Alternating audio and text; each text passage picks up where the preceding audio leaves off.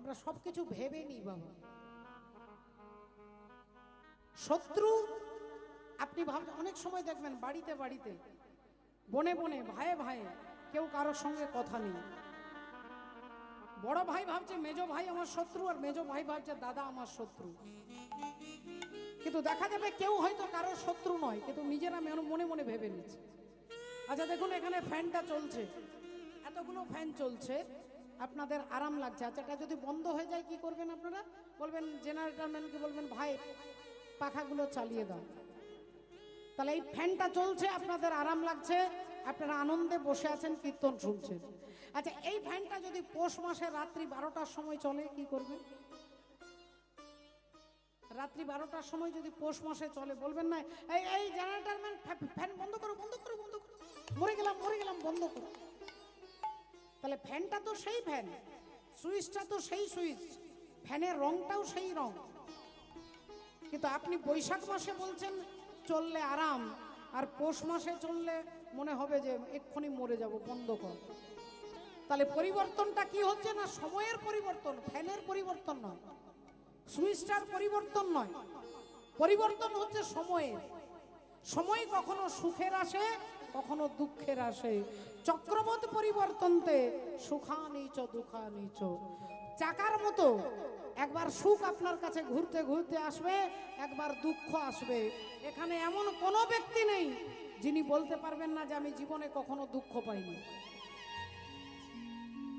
আপনি বলতে পারবেন না যে আমি কখনো দুঃখ পাইনি, আর আপনি ভাবতে পারবেন না যে আপনি সারা জীবন দুঃখ পেয়ে থাকবেন। সুখ আপনার কাছে আসবে, একদিন ঘুরতে ঘুরতে সুখ আসবে, একদিন ঘুরতে ঘুরতে দুঃখ আসবে। তাই বাবা ভোলেনাথ বলছে তোমার বাবাকে আমি প্রণাম এই জন্য করতে পারিনি কারণ আমি চোখ বন্ধ করেছিলাম, ওনাকে আমি দেখিনি।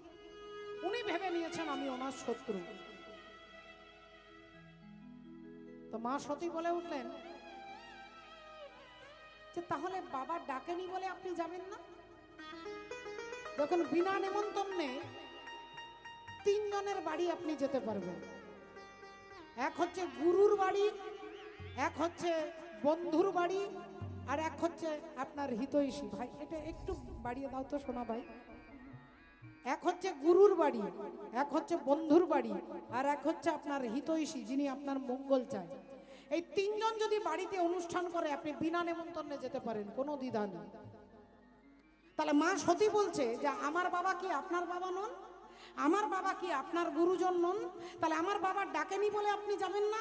শিব ঠাকুর বললেন যে তোমার বাবা যদি আমাকে নেমন্তন্ন করতে ভুলে যেত আমি 100 বার তোমার বাপের বাড়ির দরজায় যেতাম, কিন্তু তোমার বাবা আমাকে ভুলে যাননি, তোমার বাবা আমাকে ইচ্ছে করে বাদ দিয়ে দিয়েছে। হরি হরি বল। যেখানে আপনাকে ইচ্ছে করে বাদ দিয়ে দিয়েছে আপনি সেখানে যাবেন, আপনার সম্মান নষ্ট হবে। আর যিনি আপনাকে ভুলে গেছে আপনি চলে যান, দেখবেন তিনি আপনাকে বুকে জড়িয়ে ধরবে যে ভাই আমার মারাত্মক ভুল হয়ে গেছে, প্রচন্ড ব্যস্ত, তোকে ভুলে গেছি ভাই, তোকে বুকে জড়িয়ে ধরবে। তা বললেন তোমার বাবা যদি আমাকে ভুলে যেত আমি 100 বার যেতাম, কিন্তু তোমার বাবা আমাকে ভুলে যাননি, আমাকে ইচ্ছে করে বাদ দিয়ে দিয়েছে। মা সতী বললেন ঠিক আছে আপনাকে যেতে হবে না, আমি চললাম। দেখো সতী তুমি ওখানে যেও না, ওখানে গেলে তোমার সর্বনাশ হবে। মা সতী বললেন আমি আপনার কোনো কথা শুনবো না, আমি এক্ষুনি যাব। যেই তিনি প্রণাম করে সোজা যে কাপড়টা পরেছিল ওই কাপড় পরেই ছুটছে। বাবা ভোলেনাথ নন্দী আর ভৃঙ্গিকে বলছে যা তোদের মাকে দেখবি, যা যা। নন্দী ভৃঙ্গি পেছনে পেছনে যাচ্ছে, আর মা যাচ্ছে মনের আনন্দে। এত গয়না বেটি কোথায় পেলি গয়না, এত গয়না বেটি কোথায় পেলি গয়না, এত গয়না বেটি কোথায় পেলি গয়না। সিঙ্গির ওপর ভৃঙ্গি হয়ে, সিঙ্গির ও গো সিঙ্গির ওপর ভেঙ্গি হয়ে, বাপের বাড়ি চলে এলি গয়না এত গয়না বেটি কোথায় পেলি গয়না, এত গয়না বেটি কোথায় পেলি গয়না। হ্যাঁ, অবস্থা তোর আছে জানা,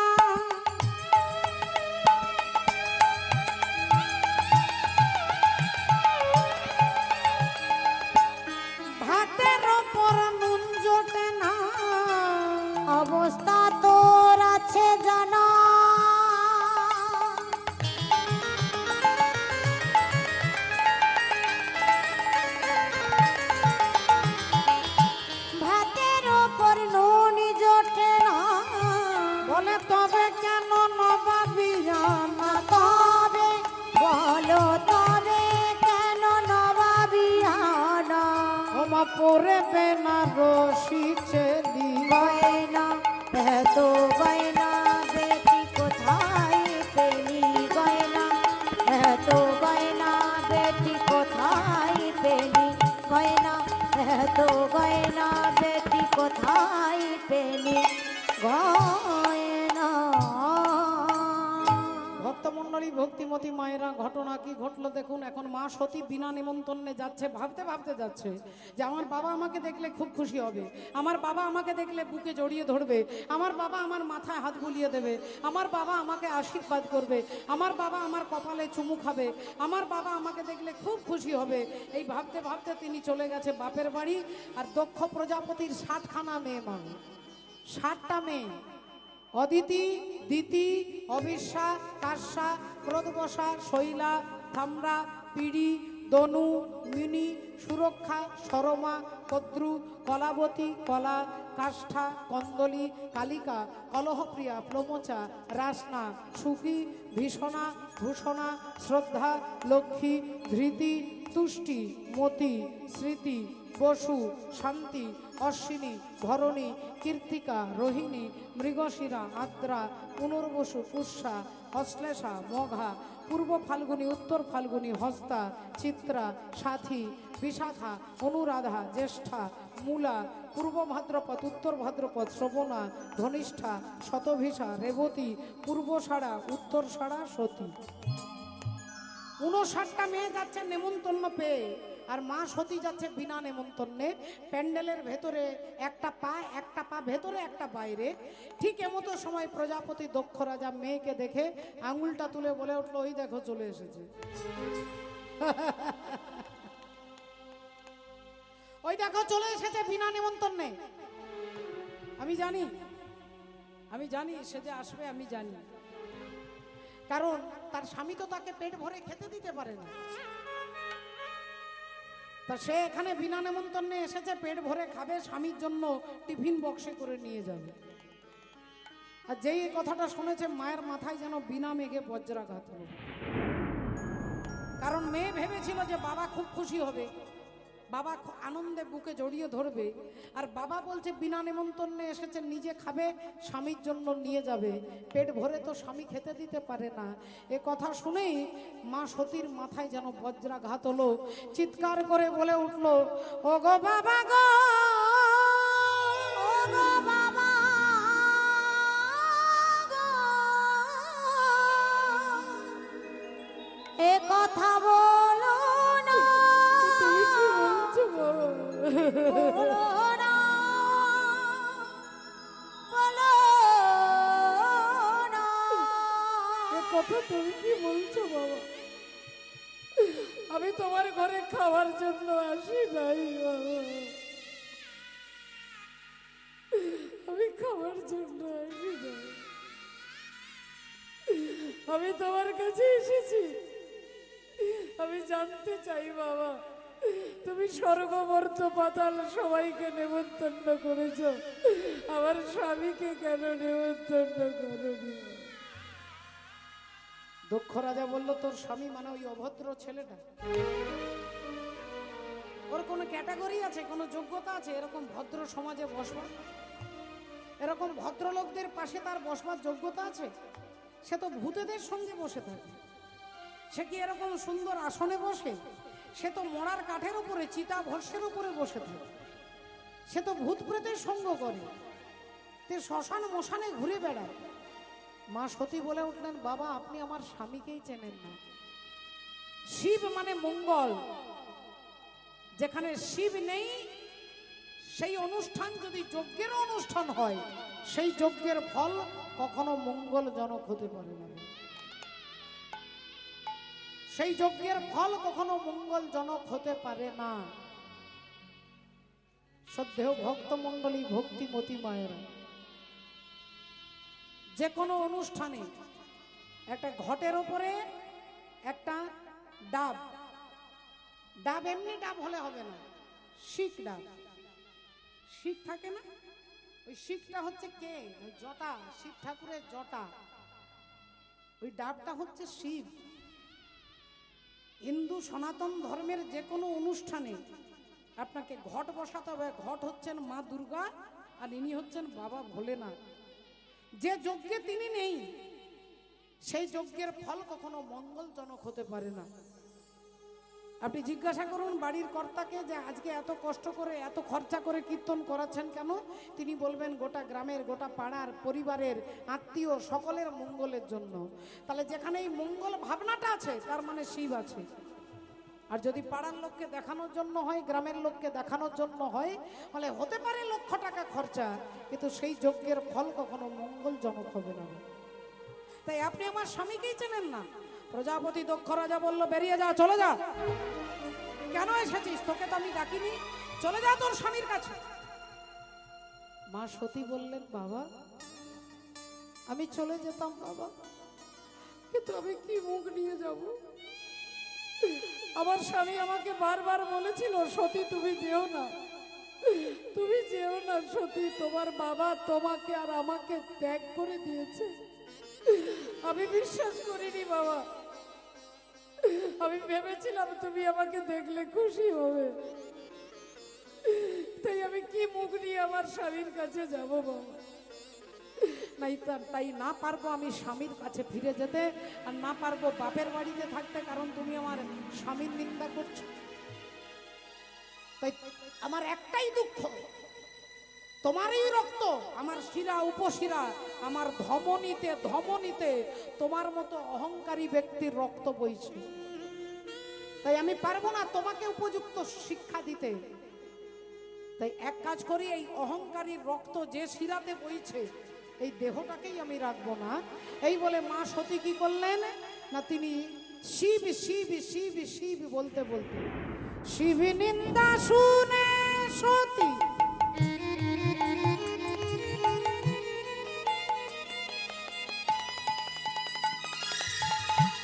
সহিতে নারিলা,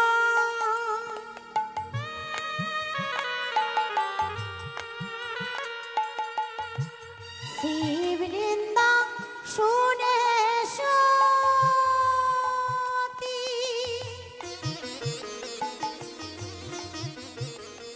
ওগো সহিতে নারিল, আর যজ্ঞ কুণ্ডে গিয়ে মাতা আগুনে ঝাঁপ দিল।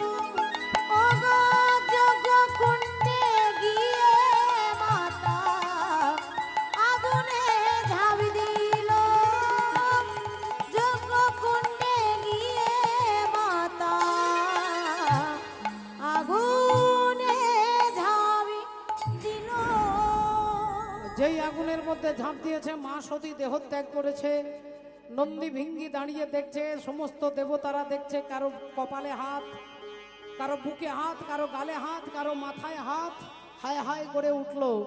আর নন্দী ভিঙ্গি ছুটে গিয়ে মায়ের পা দুটো জড়িয়ে ধরে বলল, মা গো এ তুমি কি করলে মা, এ তুমি কি করলে? একবারের জন্য আমাদের কথা ভাবলে না, একবারের জন্য আমাদের কথা তুমি ভাবলে না। আমরা বাবাকে গিয়ে কি করে মুখ দেখাবো মা? তুমি আমাদের ছেড়েছিল কালের মধ্যে, তুমি কি করলে মা, তুমি কি করলে? মা মাগো মা,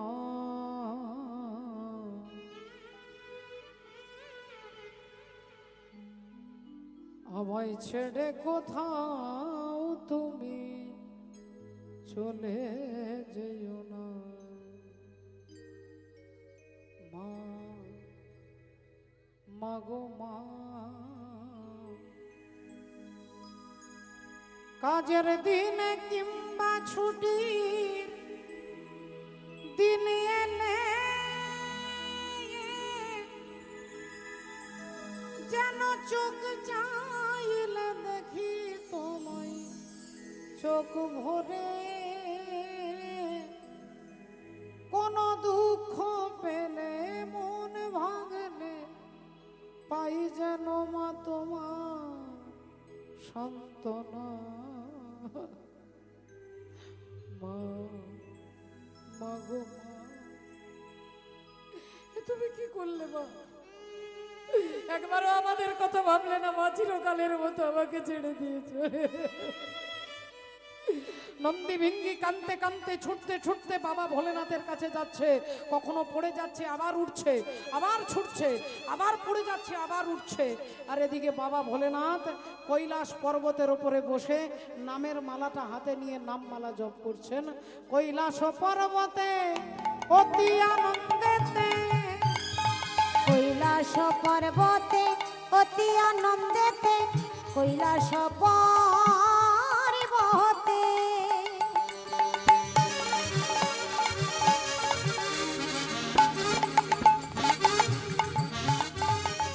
অতি আনন্দেতে ওগো বসিয়া রয়েছে ভোলা, বসিয়া রয়েছে ভোলা, ভোলার মুখে রাম নাম আরে জপে অবিরাম, করে জপে জপ মালা, মুখে রাম নাম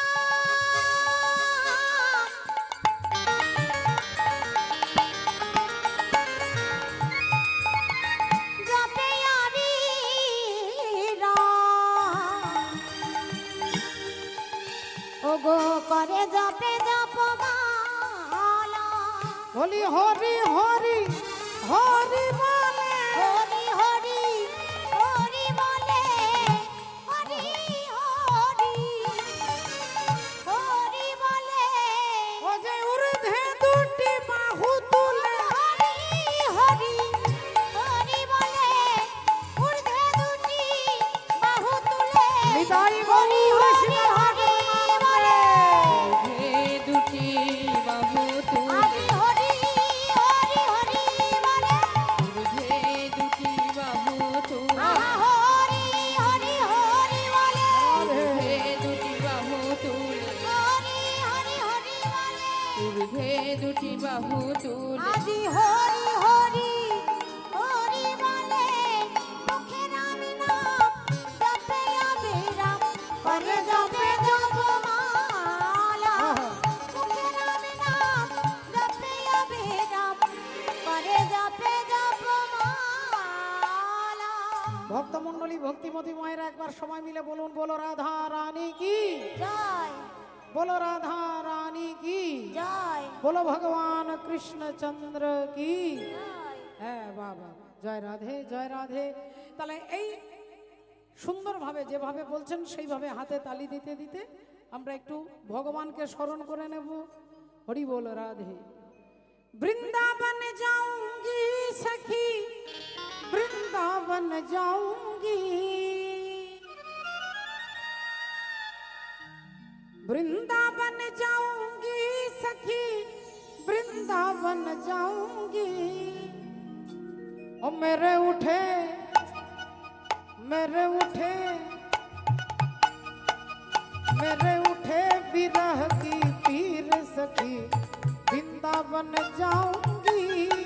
ओ मेरे उठे ओ मेरे उठे ओ मेरे उठे विरह की तेरी सखी, वृंदावन जाऊंगी, वृंदावन जाऊंगी सखी, वृंदावन जाऊंगी, वृंदावन जाऊंगी सखी, वृंदावन जाऊंगी।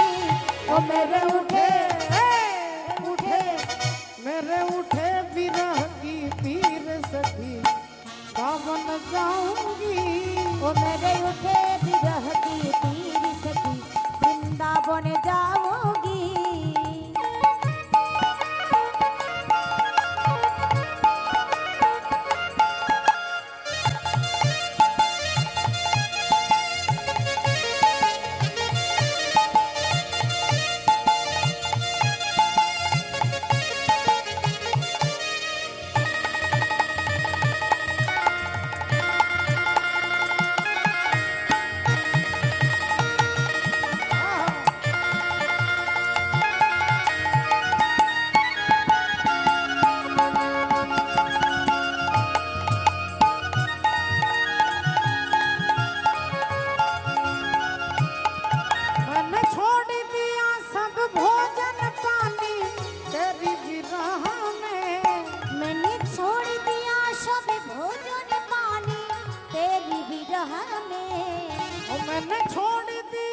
सब भोजन पानी तेरी विरह में। मैंने छोड़ दिया सब भोजन पानी तेरी विरह में। ओ मेरे उठे उठे मेरे उठे विरह की पीर सखी। ना बन जाऊंगी ओ मेरे उठे विरह की पीर अयो! वृंदावन जाऊंगी ओ मेरे उठे विरह की पीर सखी। वृंदावन जाऊंगी। बोलो राधे राधे राधे राधे राधे राधे। राधे राधे राधे राधे राधे राधे। बोलो वृंदावन में राधे राधे। हैं, राधे राधे बोलो। बोलो वृंदावन में, राधे राधे। गोवर्धन में, राधे राधे। मानगली में। राधे राधे। ओम ওই দিকের মা।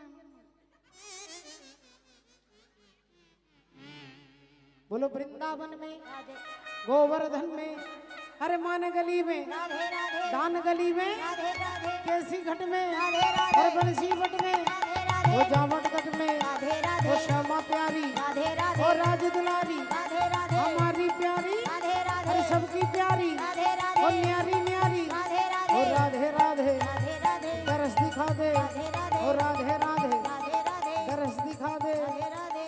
রাধে। ভক্তিমতী মায়েরা একটা কথা মনে পড়ে গেছে, একজন ভদ্রলোক ছিল, তার নাম ছিল দানচন্দ্র। আর দানচন্দ্র জীবনে নামটা শুনলে মনে হবে যেন কোটি কোটি টাকা দান করে, কিন্তু জীবনে 1 টাকাও কখনো কোনো সাধুকে, বৈষ্ণবকে, ভক্তকে, কোনো মন্দিরে, কোনো ভিখারিকে জীবনে 1 টাকাও দান করেননি। সেই ভদ্রলোকের বয়স হয়ে গেছে 75 বছর বয়স।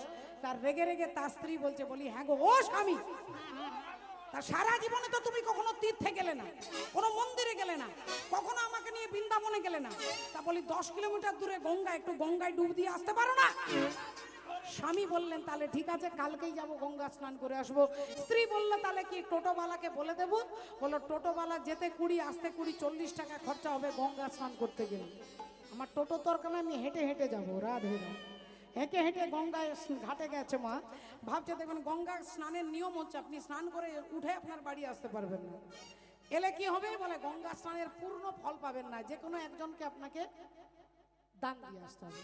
ব্রাহ্মণ হোক, বৈষ্ণব হোক, ভক্ত হোক, কোনো গাভী মাতা হোক, কোনো গাভীকে আপনি কিছু খাইয়ে দিয়ে চলে এলেন, আপনার গঙ্গা স্নানের পূর্ণতা পাবে। এখন দানচন্দ্র ভাবছে এমন একটা ঘাটে স্নান করব যে ঘাটে কোনো ব্রাহ্মণ থাকবে না। কোন ঘাটে যাব না? গেছে মুর্দা ঘাটে, যেখানে মোড়া পোড়ায় মানুষ। মোড়া পোড়ানোর ঘাটে গিয়ে 1টা ডুব দিয়েছে, 2টো ডুব দিয়েছে, আর মনে মনে ভাবলেন যাক বাবা এখনো পর্যন্ত কোনো ব্রাহ্মণ নেই, এই 3 নম্বর ডুবটা দিয়ে সোজা ঘর চলে যাব। আর যেই 3 নম্বর ডুব দিয়েছে উনি অন্তর্যামী ভগবান শ্রীহরি ব্রাহ্মণ সেজে, দানচন্দ্র যেই ডুব দিয়ে উঠেছেন, ভগবান হাত পেতে বলছে যজমান কি জয় হোক। দানচন্দ্র বললেন কে আপনি? না আমি ব্রাহ্মণ, মাঝে মাঝে এখানে আসি, এই ঘাটে আসি। আপনার মতো যারা থাকে তারা কেউ আমাকে 1 বছরের খাবারের টাকা দেয়। দানচন্দ্র ভাবছেন, বললেন কি ব্যাপার, আপনি কি ভেবেছেন আমি আপনাকে 1 বছরের খাবারের টাকা দেব? ভগবান বললেন 1 বছরের দিতে হবে না, 6 মাসের দেন। দানচন্দ্র বললেন 6 মাস তো দূরের কথা, 3 মাসের দেব না। ভগবান বলছে 3 মাসের দিতে হবে না, 1 মাসের দেন। দানচন্দ্র বললেন 1 মাস তো দূরের কথা, 15 দিনের দেব না। ভগবান বললেন 15 দিন দিতে হবে না, 7 দিনের দেন। দানচন্দ্র বললেন 7 দিন তো দূরের কথা, 1 দিনের দেব না। ভগবান বললেন 1 দিনেরও দিতে হবে না, 1 বেলার খাবার টাকা দেন। অমনি দানচন্দ্র বলে উঠলো 1 বেলা তো দূরের কথা, জল খাবারের টাকাও দেব না। না তাহলে কিছু একটা না, 1 টাকা দিতে পারি, তা 1 টাকাই দেন। যেই হাত পেতেছে দানচন্দ্র বলে উঠলেন আমি টাকা নিয়ে গঙ্গা স্নান করতে আসিনি, এটা ধার থাকবে। 1 টাকা ধার থাকবে। আমার বাড়ি 10 কিলোমিটার দূরে, যদি কখনো আমার বাড়ি তুমি যেতে পারো তাহলে 1 টাকাটা তোমার শোধ করে দেবো। আর মনে মনে ভাবছে 1 টাকার জন্য 10 কিলোমিটার যেতে, আবার 10 কিলোমিটার আসতে 20 কিলোমিটার, 1 টাকার জন্য কেউ হাঁটবে? তাহলে আমার 1 টাকা বেঁচে গেছে। তিনি এখন ঘর চলে এসেছে। ঠিক তার পরের দিন সকালবেলায় ভগবান গিয়ে দরজা ঠকঠক করছে। দানচন্দ্র তার স্ত্রীকে বলছে এই দেখ তো কে এসেছে, দেখ তো। অমনি যেই গিন্নি দরজাটা খুলেছে, ভগবান হাত পেতে বলছে যজমান কি জয় হোক। মাগো কালকে আপনার স্বামী গঙ্গা স্নান করতে গিয়েছিল, ওখানে আমার কাছে 1 টাকা ধার করে এসেছি, সেটা নিতে এসেছি। আপনার স্বামীকে গিয়ে বলুন। উনি গিন্নি সামনে এসে বলছেন এই যে ঘাটের মোড়া স্বামী। বলি 1 টাকা তুমি দিয়ে আসতে পারো না। এখন যেই এ কথা বলেছে তুই কি করে জানলি? ব্রাহ্মণ চলে এসেছে 1 টাকা আনতে।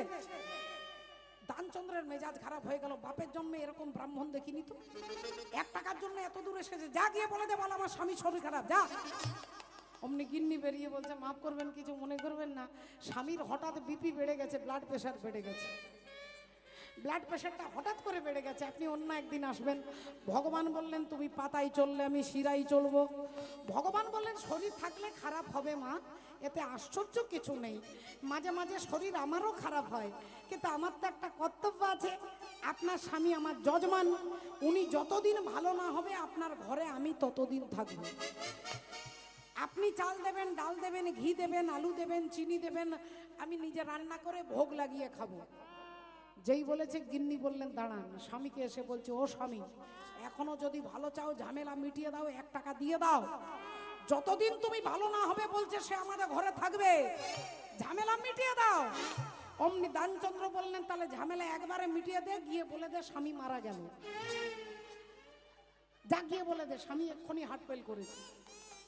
গিন্নি এবার বেরিয়েছে, এবার কেঁদে কেঁদে বলতে, ও মা গো। ভগবানও চমকে গেছে, কি হয়েছে মা? এক্ষুনি স্বামী মারা গেল, দানচন্দ্র মারা গেল। ভগবান বলে ঠাকুর দাদার জন্মে এরকম কৃপণ দেখি নাই। তা বললো আচ্ছা ঠিক আছে, তার মারা গেছে যখন কি করবে মা, সারা জীবন তো কেউ থাকে না, আমি পাড়ার লোককে ডেকে দিচ্ছি। গোটা পাড়ার লোককে ভগবান চিৎকার করে বলেছে। পাড়ার লোক জানে যে কিরকম কৃপণ লোক, নিজেরাই পয়সা দিয়ে বাঁশ, দড়ি, কলসি সব কিনে এনে সুন্দর বিছানা তৈরি করেছে। এদিকে দানচন্দ্রের স্ত্রী গিয়ে বলছে স্বামী এবার কি করবে, ওখানে তো বাঁশের দোলা তৈরি হয়ে গেছে, এখনো বলছি 1 টাকা দিয়ে দাও। দানচন্দ্র বললেন রামদেব বাবাজির অ্যাডভার্টাইজ দেখিস না, নিঃশ্বাস বন্ধ করে থাকতে হয়, আমি দম বন্ধ করে থাকবো কিন্তু 1 টাকা দেবো না। এইবার নিঃশ্বাস বন্ধ করে আছে, পাড়ার লোক সব তুলে বাঁশের তলায় তুলেছে, এবার যেই কাঁধে নিতে যাবে, এবার গিন্নি সত্যি বলছে, ও গো আমার স্বামী মরেনি গো, আমার স্বামী মরেনি। পাড়ার সমস্ত দিদিরা হুমড়ি খেয়ে পড়েছে তার উপরে, কাঁদিস নি দিদি, কাঁদিস নি, স্বামী কি সারা জীবন থাকে, স্বামী কি সারা জীবন থাকে। বারবার তাকে বোঝাচ্ছে যে কাঁদিস নি, কাঁদিস নি, আর এ সত্যি কথা বলছে আমার স্বামী মরেনি। এবার বাঁশের তলায় করে সব কাঁধে করে নিয়ে যাচ্ছে। ভগবান ভাবছে শ্মশান পর্যন্ত হেঁটে যাই, যদি 1 টাকা পেতে পারি। ভগবানও শ্মশান পর্যন্ত হেঁটে হেঁটে আসছে, দানচন্দ্রকে শ্মশানে নামিয়ে দিয়েছে, চিতা তৈরি করেছে, এবার চিতার উপরে তুলবে, তুলেও দিয়েছে। ভগবান ভাবছে এবারে দেবে, এবারে দেবে। এবার এদিকে মাচিস জ্বালানো শুরু হয়ে গেছে। ভাবলেন বাপের জন্মে এরকম কৃপণ আমি দেখিনি, 1 টাকার জন্য পুড়ে মরবে। ভগবান হেরে গিয়ে বলছেন দানচন্দ্র, আমি তোমার মতো কৃপণ ব্যক্তি জগতে কোথাও দেখিনি, আমি খুশি হয়ে স্বয়ং ভগবান হরি এসেছি, বলো তুমি আমার কাছে কি চাও। দানচন্দ্র বলছে তুমি হরি, তুমি বলছো কি চাও, তাহলে শোনো ঠাকুর, তুমি যদি ঠাকুর হয়ে থাকো, কালকে যে 1 টাকাটা পেতে ওটা ছেড়ে দাও। হ্যাঁ রাধে নাম দানচন্দ্র জীবনে দান করেনি মা। मेरे उठे बिरह की पीर उलूध्वनि वृंदावन जाऊंगी, मेरे उठे बिरह की पीर सखी, वृंदावन जाऊंगी। ओ राधे राधे राधे राधे राधे राधे राधे राधे राधे राधे राधे राधे। अरे वृंदावन में, राधे राधे गोवर्धन में, राधे राधे, अरमान गली में, राधे राधे, दान गली में, राधे राधे, कैसी घट में, राधे राधे, अरे बंशी मठ में, राधे राधे, जावड़ तट में, राधे राधे, वो श्यामा प्यारी, राधे राधे, हमारी प्यारी, राधे राधे, अरे सबकी प्यारी, राधे राधे, वो न्यारी न्यारी, राधे राधे, वो दरस दिखा दे, राधे राधे, राधे राधे राधे बरसाने वाली राधे, राधे राधे राधे बरसने वाली रात, राधे राधे राधे बरसने वाली रात, राधे राधे बरसने वाली रात, राधे राधे राधे बरसने वाली रात, राधे राधे बरसने वाली रात, राधे राधे बरसने वाली रात, राधे राधे बरसने वाली राधे। এখন দেবর্ষি নারদ রাধে রাধে, ভক্তমণ্ডলী ভক্তিমতী মায়েরা, এখন ঘটনা কি হয়েছে, এদিকে আপনারা যাচ্ছেন যে দেবর্ষি নারদের চক্রান্ত। এখন মা সতী দেহত্যাগ করেছে, আগুনে ঝাঁপ দিয়ে দেহত্যাগ করেছে, সবাই কান্নাকাটি করছে। নন্দী ভিঙ্গি ছুটে গিয়ে বাবা ভোলেনাথের পায়ে আছাড় খেয়ে পড়েছে। বাবা জিজ্ঞাসা করলেন তোদের মা কোথায়? নন্দী বললেন বাবা আপনার শ্বশুর মশাই আপনার নিন্দা করছিল, মা সহ্য করতে না পেরে আগুনে ঝাঁপ দিয়ে আত্মহত্যা করেছে। যেই বলেছে আত্মহত্যা করেছে, ভোলেনাথ মাথা থেকে একটা জটা ছিঁড়ে আর মাটির মধ্যে আছাড় দিয়ে ফেলেছে। আর যেই জটাটা মাটিতে ছুঁড়ে দিয়েছে, অমনি জটা থেকে একটা অসুর সৃষ্টি হয়েছে, যার নাম হচ্ছে বীরভদ্র। বীরভদ্র উঠে দাঁড়িয়েছে। বলুন বাবা কি করতে হবে? বলে অহংকারী অভিমানীর দক্ষ রাজা যে যজ্ঞ করছে, ওই যজ্ঞটাকে নষ্ট করে দেবে, তুমি যাও। অমনি বীরভদ্র ভূত পিশাচ ব্রহ্মদৈত্যী সবাইকে এনে আগে প্যান্ডেলটাকে খুলে দিয়েছে। গোটা প্যান্ডেলটা খুলে ভেঙে ফেলে দিয়েছে। যজ্ঞের যত আয়োজন ছিল সব ফুল মালা সব ছিঁড়ে ফেলছে। আর যে আগুনটা জ্বলছিল সেই আগুনের মধ্যে প্রস্রাব করে নিভিয়ে দিয়েছে। এখন যেই প্রস্রাব করে দিয়েছে উনি নিভে গেছে। দক্ষ প্রজাপতি বললেন, তোদের মালিক যেমন ছোট লোক, তোরাও সেই রকম ছোট লোক। তোদের মালিক ছোট লোক, তোরাও সেই রকম ছোট লোক। যেই মালিকের নিন্দা শুনেছে, অমনি বীরভদ্র হাসের ত্রিশূলটাকে ছুঁড়ে দিয়েছে। আর যেই ত্রিশূলটা ছুঁড়ে দিয়েছে, দক্ষ প্রজাপতির মুন্ড কাটা হয়ে গেছে।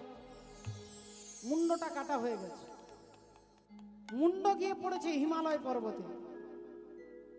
সমস্ত দেবী দেবতা ভয়ে কেউ কথা বলছে না। এমন সময় দক্ষ রাজার স্ত্রী প্রসূতি দেবী, তিনি বুঝতে পেরে গেছে আমার স্বামী বৈষ্ণব অপরাধ করেছে।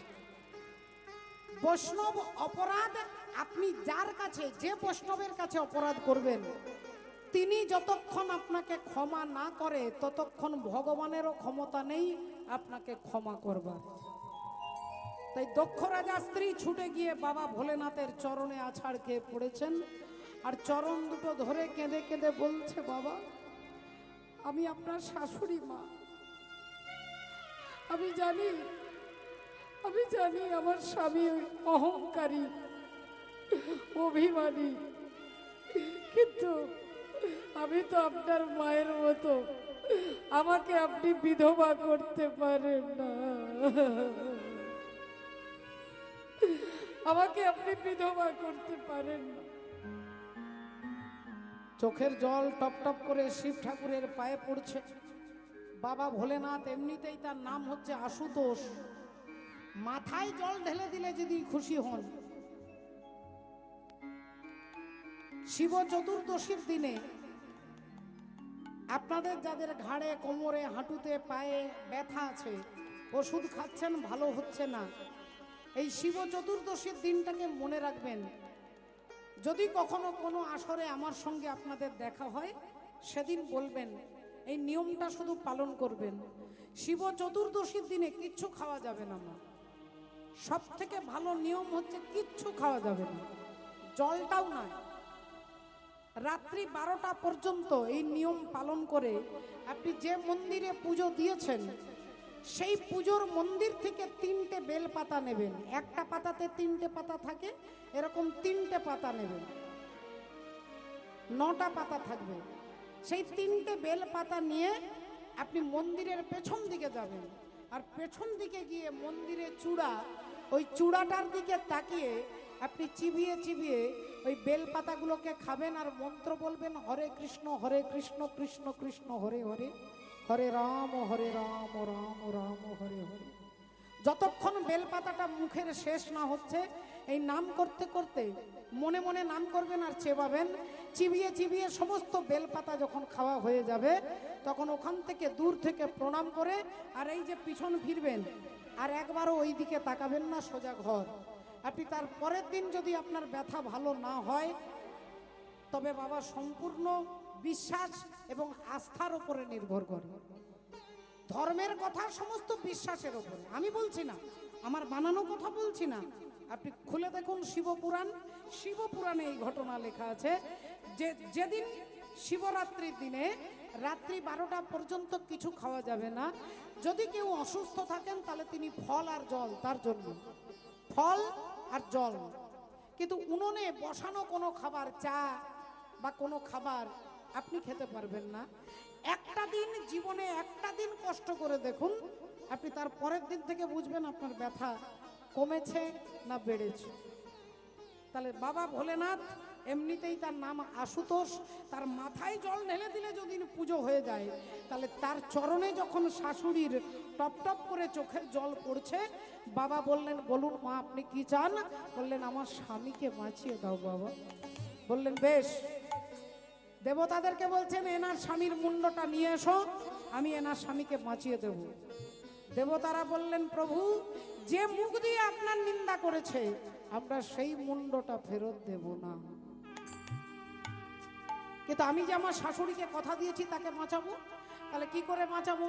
এই চিন্তা করতে করতে করতে একটা ছাগলের মুন্ড তার দক্ষ রাজার কাঁধে বসিয়ে দিয়েছে। এই অভিশাপটা কে দিয়েছিলেন না শিব ঠাকুরের পরম ভক্ত নন্দী বলেছিলেন। ভাগবতে আছে, আমি বলছি না, ভাগবত। যখন শিব নিন্দা করছে, ছোট লোক বলছে, অসভ্য বলছে, অভদ্র বলছে, ইতর বলছে, গাধা বলছে, তখন নন্দী বলছেন যে তুই ছাগলের মতো শুধু ব্যাক বক বক বক বক বক করছিস, আমি অভিশাপ দিচ্ছি তোর মুন্ডটা ছাগ মুন্ড হবে। এটা নন্দীর অভিশাপ। তাই ছাগলের মাথাটা দক্ষ রাজার মাথায় বসিয়ে দিল। তুমি ভেবেছ কি মনে এই ভুবনে, ওগো তুমি যাহা করে গেলে কেহ জানে না, বারে বারে যার আশা হবে না। ওরে মন বারে বারে আর আশা হবে না। তুমি ভেবেছ কি মনে এই ভুবনে, ভেবেছ কি মনে এই ভুবনে, তুমি যাহা করে গেলে আর তো হবে না।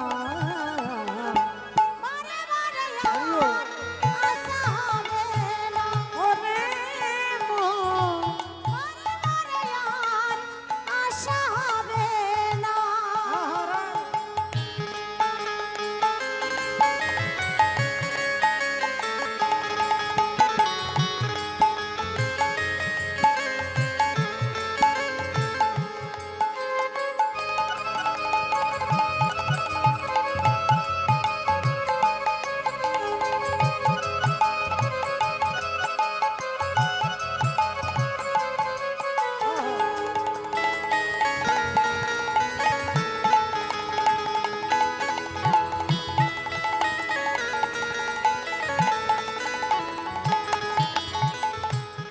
তুমি যাহা করে গেলে আসিয়া হেথায়, দেখো চিত্রগুপ্ত লিখিয়া রাখিলেন খাতায়।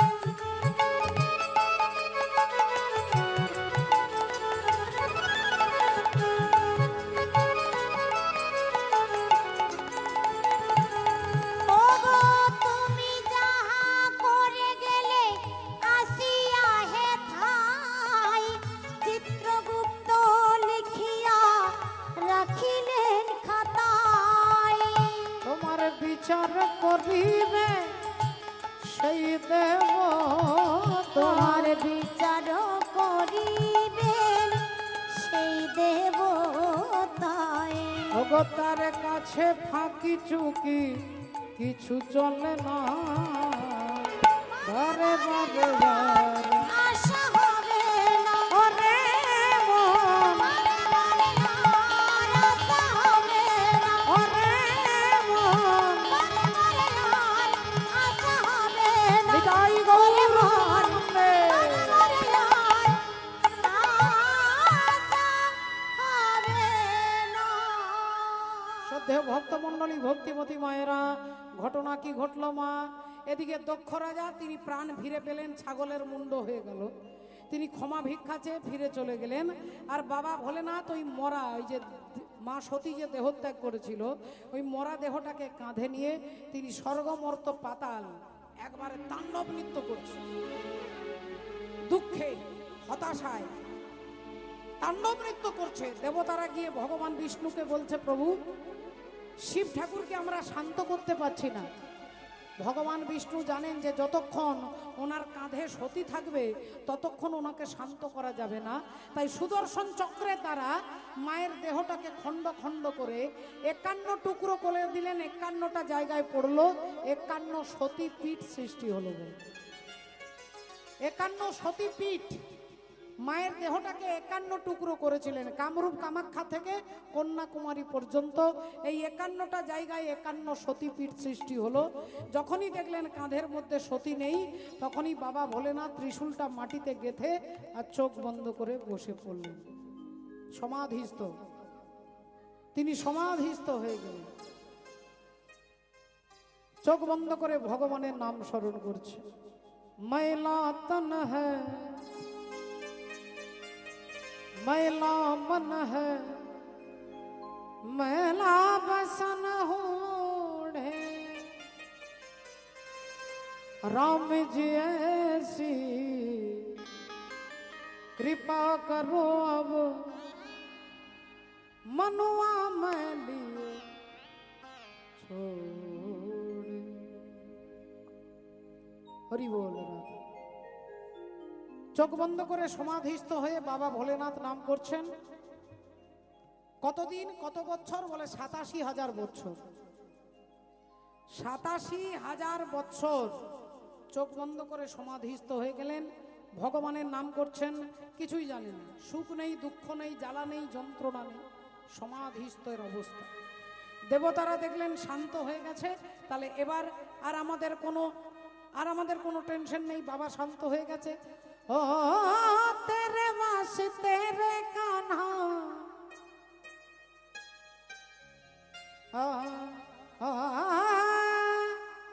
तेरे वास्ते रे कान्हा, नैन मेरा जागे रे जागे, नैन मेरा जागे रे जागे, तुम्हारा कौन लागे, तुम्हारा कौन लागे, तुम्हारा कौन लागे। तेरे वास्ते रे कान्हा, तेरे वास्ते रे कान्हा, नैन मेरा जागे रे जागे, नैन मेरा जागे, तुम्हारा कौन लागे, तुम्हारा कौन लागे, तुम्हारा कौन लागे।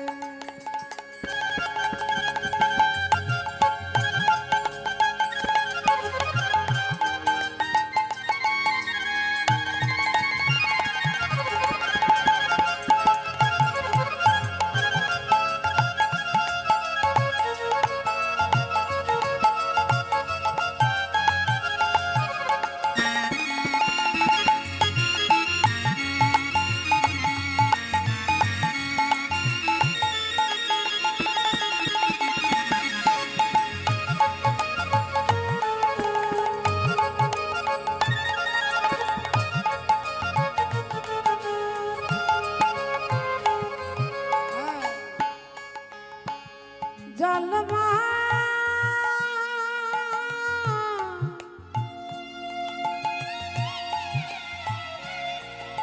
बलमा बलमा जलमा, कच्चे धागे से ना प्यार को ना तोलना, तेरे बिन नहीं जीना मर जाना ढोलना, तेरे बिन नहीं जीना मर जाना ढोलना। बिन तेरे सब नया झूले पड़े, झूले हम झूल न पाए। तूने मुझे कभी याद किया तो मैं तुझे भूल न पाए। है तेरा इंतजार, तू मिले बार बार, मर के भी अब तेरा हाथ नहीं छोड़ना।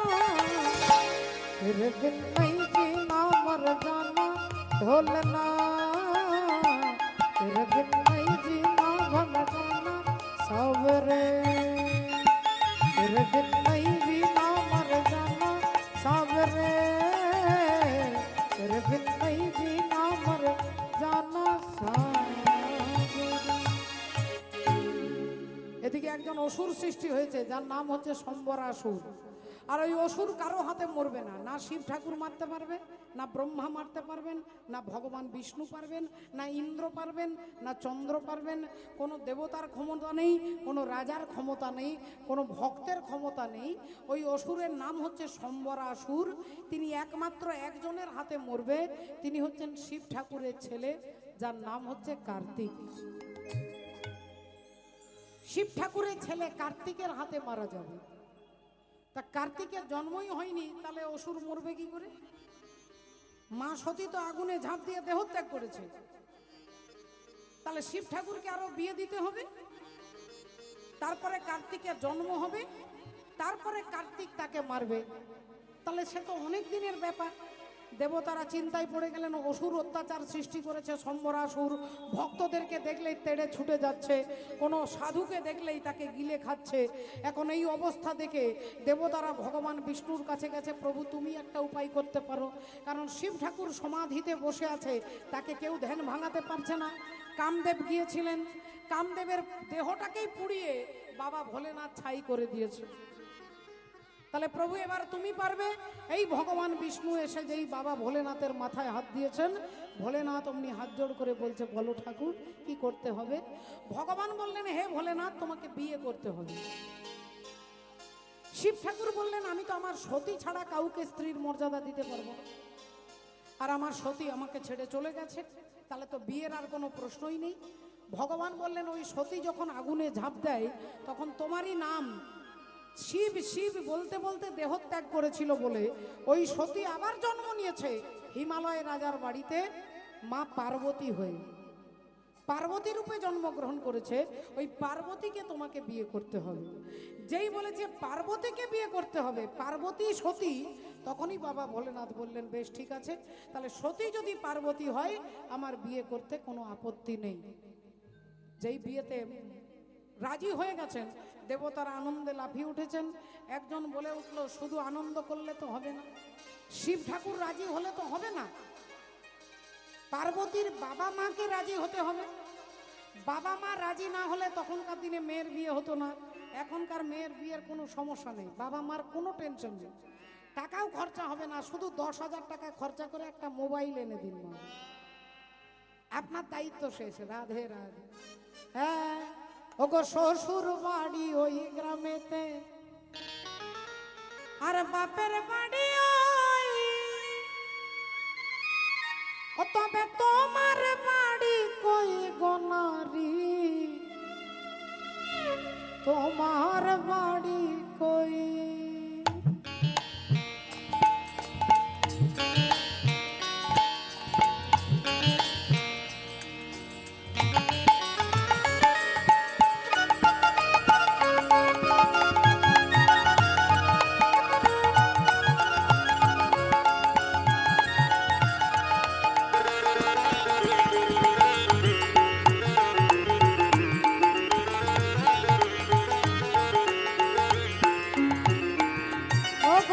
শ্বশুর বাড়ি ওই গ্রামেতে, বাপের বাড়ি ওই, তবে তোমার বাড়ি কই গোনারি, তোমার বাড়ি কই? তবে তোমার বাড়ি কই গোনারি, তোমার বাড়ি কই? আপনাদেরকে যদি জিজ্ঞাসা করে আপনার বাড়ি কোটা, বলবেন ওই ওই গ্রামে আমার বাবার বাড়ি, এটা শ্বশুর বাড়ি। তাহলে আপনার বাড়ি কোথায় খুঁজে দেখুন। বাপের বাড়ি কাকে বলছে, শ্বশুর বাড়ি কাকে বলছে, দেহতত্ত্বের গান গান। ভগবানের কাছ থেকে, চরণ থেকে আমরা এসেছি, ওটা বাবার বাড়ি, আর এই জগৎটা হচ্ছে শ্বশুর বাড়ি। শ্বশুর বাড়ি ওই গ্রামেতে, বাপের বাড়ি ওই, তবে তোমার বাড়ি কই গোনারি, তোমার বাড়ি কই? তবে তোমার বাড়ি কই গোনারি, তোমার বাড়ি কই? শিশুকালার যৌবন কাটে, ছোটবেলা একটা বাচ্চা মেয়ে সমাজে কারোর কাছে সুরক্ষিত নয়। আচ্ছা, একটা 6 বছরের বাচ্চা মেয়েকেও, 8 বছর মাত্র বয়স মেয়েটার বয়স, 3 জনে মিলে তার সম্মান নষ্ট করেছেন। গ্রামবাসী সবাই মিলে তারাই বিচার করে দিয়েছে, তিনজনকে পিটিয়ে হরিবোল করে দিয়েছে। তাহলে একটা 8 বছরের মেয়ে পর্যন্ত এই কলিযুগে সুরক্ষিত নয়। কার কাছে সুরক্ষিত? একমাত্র বাবা মার কাছে। ছোট্ট মেয়ে তার বাবা মায়ের হাত ধরে যদি বাইরে বেরোয় তার কোনো ভয় থাকে না। যখন বড় হয় তখন তার স্বামীর সঙ্গে বেরোলে তার ভয় থাকে না। আর যখন সে বুড়ো হয়ে যায় তখন তার ছেলের সঙ্গে যায়। এটাই হচ্ছে মেয়েদের সিস্টেম, এটাই হচ্ছে ঠিকানা।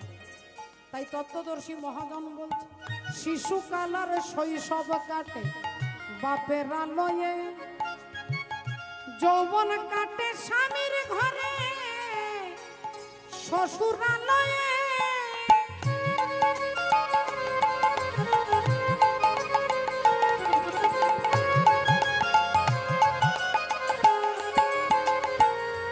ওগো দেখুন শিশু আসতে, মায়েরা ভাববেন তাহলে মেয়েদের কি কোনো মর্যাদা নেই? বলে আছে। একটা ছেলে থেকে একটা মেয়ের মর্যাদাই বেশি। আপনি যদি বাজারে যান দেখবেন শাক, বেগুন, আলু সব রাস্তায় ছড়ানো আছে। দোকানদার সব কিছু পেতে আপনাকে বিক্রি করছে। আপনি চলে যান শাড়ির দোকানে, আপনার সামনে হাজার হাজারটা শাড়ি ফেলে দেবে, কোনটা দিদি পছন্দ নিয়ে নেন। কিন্তু আপনি যখন একটা হিরে কিনতে দোকানে যাবেন, হীরের দোকানে, তখন প্রথমেই দোকানের দুদিকে দুজন গার্ড দাঁড়িয়ে আছে হাতে বন্দুক নিয়ে। আপনি ভেতরে যাবেন, আপনি জিজ্ঞাসা করবেন যে আমি একটা আংটি নেব। দোকানদার যাবে, আলমারির চাবি খুলে ভেতর থেকে একটা হীরের আংটি একটা বাক্সের মধ্যে, আংটিটা একটা বাক্সের মধ্যে আছে, বাক্সটা একটা থলির মধ্যে আছে, আপনার কাছে দেবে। এতগুলো প্রোটেকশন দিচ্ছে কেন? না ওটা দামি বস্তু। তাহলে মেয়ে হচ্ছে কন্যা রত্ন। কন্যাকে রত্ন বলা হয়, পুত্র ধন, কিন্তু কন্যা রত্ন। আর সেই কন্যাকে সেফটি রাখার জন্য আজকের আমাদের ধর্মের এটাই হচ্ছে ব্যবস্থা। ওগো শিশুকালার শৈশব কাটে বাপের আলয়ে, যৌবন কাটে স্বামীর ঘরে শ্বশুরালয়ে। এখন বার্ধক্যতে কেউ নাই আর ছেলের কাছে রই, তবে তোমার বাড়ি কই ও নারী তোমার বাড়ি কই, তবে তোমার বাড়ি কই গো নারী তোমার বাড়ি কই। শ্বশুর বাড়ি ওই গ্রামেতে, বাপের বাড়ি ওই, তবে তোমার বাড়ি কই গো নারী তোমার বাড়ি কই, তবে তোমার বাড়ি কই গো নারী তোমার বাড়ি কই, তবে তোমার বাড়ি কই গো নারী তোমার বাড়ি কই। ভক্তমণ্ডলী, ভক্তিমতী মায়েরা, ঘটনা কি ঘটলো তাহলে মা? এদিকে যেই দেবর্ষি নারদ আসছেন হিমালয় রাজার বাড়িতে, নারায়ণ নারায়ণ না, হিমালয় রাজা উনি দেখেই আনন্দে একবারে সাষ্টাঙ্গে প্রণাম করেছে। বৈষ্ণবের পদধূলি তাহে মোর স্নান কেলি, বৈষ্ণবের পদধূলি তাহে মোর স্নান কেলি। ওগো বৈষ্ণবের নামেতে উল্লাস, বৈষ্ণবের নামেতে উল্লাস। আর বৃন্দাবনের চবুতারা তাহে মোর মন ঘেরা, বৃন্দাবনের চৌতারা তাহে মোর মন ঘেরা। কহে দিন নরোত্তম দাস, ওগো কহে দিন নরোত্তম দাস, কহে দিন নরোত্তম দাস। কি ভাগ্য আমার, আপনার মতো দেবর্ষি নারদ আমার ঘরে। বলুন কি কি কি কি জানতে এসেছেন? দেবর্ষি নারদ বললেন, না না, আমি এমনি জানতে আসিনি, আমি দেখা করতে এসেছি। আপনি ভালো আছেন তো? হিমালয় রাজা বললেন, ভালো আর কি করে থাকবো বলুন, বাড়িতে আমার মেয়ে, উপযুক্ত মেয়ে, একটা ভালো ছেলে পাচ্ছি না যে মেয়েটাকে বিয়ে দেব। যেই বলেছে নারদ মুনি, এবার দেখুন নিজের কথাটা বলছে, বললেন আপনার একটা ভালো মেয়ে আছে আর আমার হাতে একটা ভালো ছেলে আছে, বিয়ে দেবেন? হিমালয় রাজা বলছে, আপনি যখন বলছেন ভালো ছেলে, তখন নিশ্চয়ই ভালো ছেলে হবে। তাই ছেলেটার নাম কি? আমার মেয়ের নাম পার্বতী। ছেলের নাম কি? নারদ মুনি বললেন, ছেলের নাম হচ্ছে বাবা বিশ্বনাথ। বলেন পার্বতী আর বিশ্বনাথ একবারে রাজ্যটক মিলে যাচ্ছে, একবারে রাজ্যটক মিলে যাচ্ছে। আচ্ছা বলছি, ছেলেটার বয়স কত? মেয়েটা আমার 14 বছর, একবারে বাচ্চা মেয়ে, কচি মেয়ে, একবারে কচি মেয়ে, বাচ্চা মেয়ে। তা জামাইয়ের কত বয়স হবে বাবা? নারদ মুনি বললেন, আপনার মেয়ে যেমন কচি, জামাই আপনার মেয়ের থেকে আরো কচি। একটাও চুল কালো নেই। ইনি হড়বড়িয়ে শুনছে একটাও চুল সাদা নেই। বললেন তাহলে তো খুব ভালো, খুব ভালো। আচ্ছা জামাইকে পাড়ার লোকে চেনে? 2-10টা পাড়ার লোক চেনে? বলে 2-10টা পাড়া মানে স্বর্গমর্ত পাতাল বিখ্যাত আপনার জামাই। বলেন ওরে বাবা, তাহলে তো ওই ছেলেটার সঙ্গে বিয়ে দেবো। আর একটা শেষ কথা, আর আপনাকে বিরক্ত করব না। বলছি জামাইয়ের এমন কোনো গুণ আছে, কোয়ালিটি আছে? বলে এমন একটা কোয়ালিটি আছে গোটা পশ্চিম বাংলায় এরকম জামাই খুঁজে পাবেন না। কি কোয়ালিটি আছে? বলে ভিতর আর বাহির সমান। মানুষের ভিতর আলাদা, বাহির আলাদা। আপনার জামাইয়ের ভিতর আর বাহির একবারে সমান। যেই বলে দিয়েছে অমনি দক্ষ রাজা হিমালয় রাজা বলে উঠলেন যে ওই ছেলেটার সঙ্গেই আমি আমার মেয়ে পার্বতীর শিব চতুর্দশীর দিনে বিয়ে দেব। বিয়ে ফাইনাল হয়ে গেল। নারদ মুনি এসে দেবতাদের জানিয়ে দিলেন। দেবতারা আনন্দে লাফিয়ে উঠল। সবাই বরযাত্রী যাবে, দেবতারা যাবে। এখন শিব ঠাকুর শ্মশানে বসে আছে, একদল ভূতেরা এসেছে বাবা। আর ভূতেরা এসে নাকে নাকে কথা বলছে, বাবা ও বাবা। তা কি হয়েছে বল? বাবা তুমি নাকি বিয়ে করবে? হ্যাঁ বিয়ে হবে। বাবা আমরা বরযাত্রী যাবো। আরে তোরা কি বরযাত্রী যাবি? বাবা আমরা কোনোদিন বরযাত্রী যাইনি বাবা। আরে তোরা বরযাত্রী কি যাবি? ওখানে দেবতা মুনি ঋষি যাবে, তোরা ভূত পেট প্রেতনি পিশাচ, তোরা কি যাবি? মামা আমরা কোনোদিন বিয়ে বাড়ি যাইনি মামা। কোনো মানুষকে ধরে ফেললে লঙ্কা পোড়া সর্ষে পোড়া দিয়ে আমাদের তাড়িয়ে দেয়। তা বাবা বললো দুঃখ করিস না, আমার বিয়েতে তোরা যাবি, তবে একটু দূরে দূরে আড়ালে আড়ালে যাস, এটা আড়ালে আড়ালে যাস। ভূতেরাও লাফিয়ে উঠেছে, বরযাত্রী যাবে। দেখতে দেখতে বিয়ের দিন উপস্থিত দেবতারা দামি দামি গয়না পরেছে, ধুতি পাঞ্জাবি পরেছে। শিবের বিয়েতে বরযাত্রী যাব। সব দেবতারা রেডি হয়ে এসে দেখছে বর তখন পর্যন্ত কিচ্ছু পরেনি। তা ব্রহ্মা বললেন আপনি বিয়ে করতে যাবেন, কিছু পরেননি, যান আলমারি থেকে ধুতি পাঞ্জাবি নিয়ে আসুন, যান। শিব ঠাকুর বললেন বাবা আমার তো আলমারি নেই।